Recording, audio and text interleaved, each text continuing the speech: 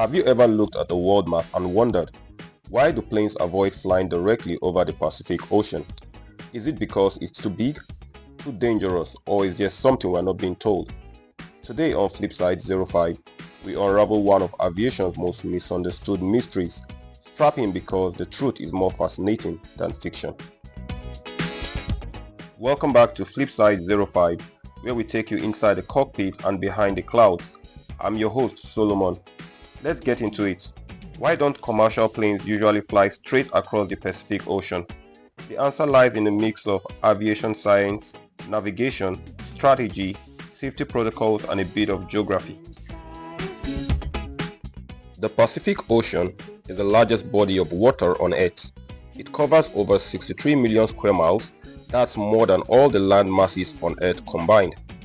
Flying directly across the Pacific from say Los Angeles to Tokyo might seem like a straight line, but aviation isn't about straight lines on maps. It's about efficiency and safety in a 3D world. What looks like a curve on a flat map is actually the shortest route on the globe, called a Great Circle Route. That's why flights from the US to Asia often curve up towards Alaska or the Arctic and not straight across the Pacific. Lack of emergency landing options is a key reason airlines avoid the deep Pacific. Over land, pilots have multiple alternate airports to divert to in case of emergency. Over the middle of the Pacific Ocean, not so much. Planes have to follow ETOPS regulations. That stands for Extended Range Twin Engine Operational Performance Standards. Under ETOPS, aircraft must always be within a certain flying time, often 60 to 180 minutes from a suitable diversion airport. That's why Pacific routes often hug coastlines or island chains. Crossing the Pacific can involve battling powerful jet streams, which are fast-moving air currents high in the atmosphere.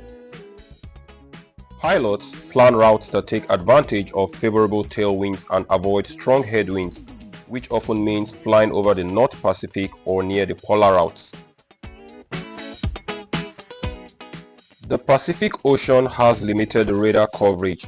Unlike overland, where air traffic controllers monitor every traffic on radar, the Pacific relies on satellite communication and position reports sent by pilots every 10 to 15 minutes.